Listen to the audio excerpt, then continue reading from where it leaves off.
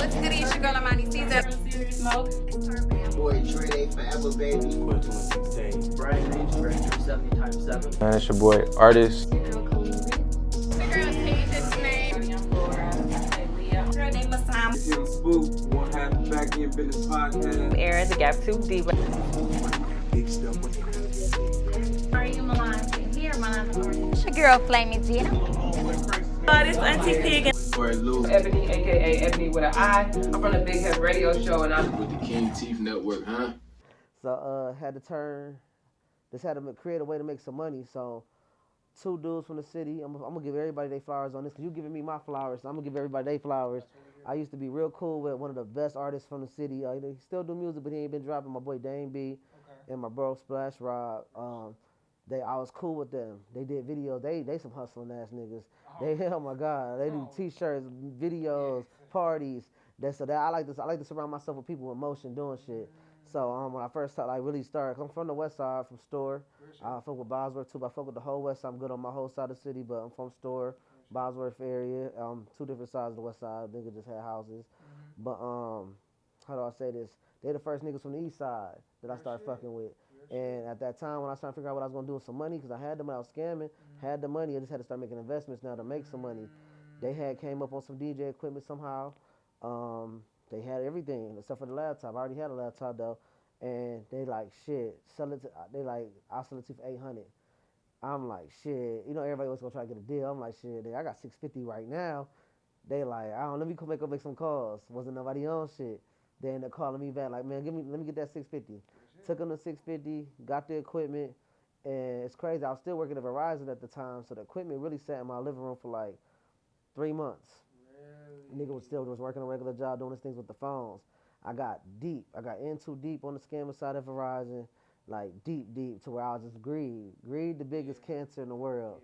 Yeah. Man, I got greedy, got caught up, lost my job, had to pay back almost like 100,000 in restitution of iPhones I finessed and stuff, had to pay it all back. So my whole first year, I always got money, but my whole first few years of DJing, I was paying back them people. You feel me? So I couldn't really splurge or have cars. That's why I was in the minivan. So I was paying back shit. I was paying my dues back for some shit. That's a mistake, I guess you could say. And long story short, I bought the equipment, ended up losing the Verizon job. Like a month and a half after buying the equipment. Lose the Verizon job. That was my whole everything. Shit got real. My girl pregnant. Shit got real. I'm staying in a 1-bedroom apartment on Bosworth. I'm like, man, what the fuck am I about to do? I gotta get some money. So first thing I did was I used to buy weed and I didn't know how to roll. I used to always buy weed and just go hang out with my niggas like, roll this up for me so we can all smoke.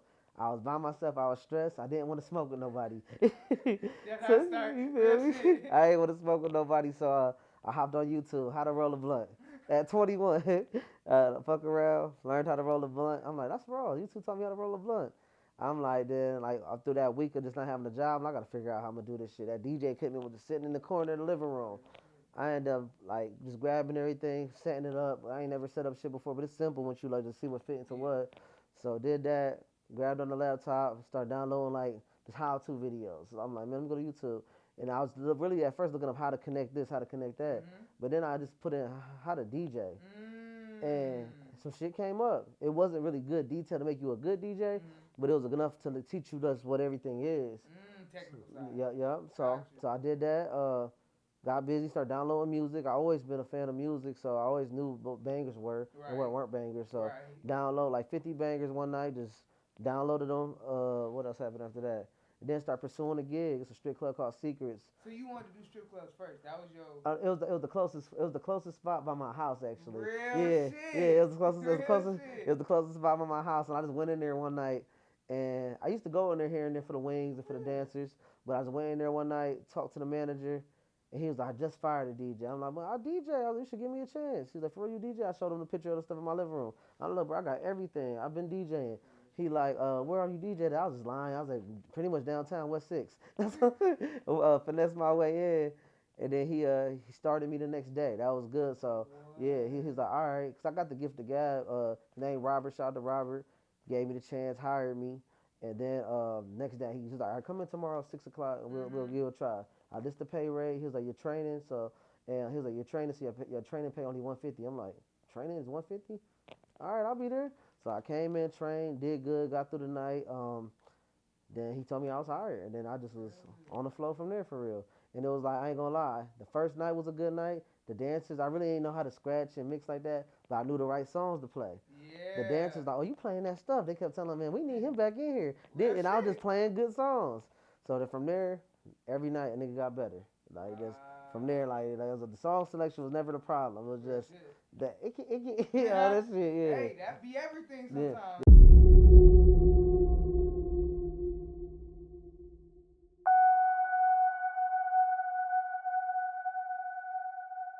Can somebody just tell me what the hell is happening?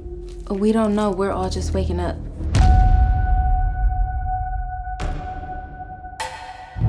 Is there anything you know? Like, do you remember anything? I think I was kidnapped. Where is Locke? Locke? Oh, you mean my husband? Hold up. You better stop right there before you say some shit you gonna regret. Regret?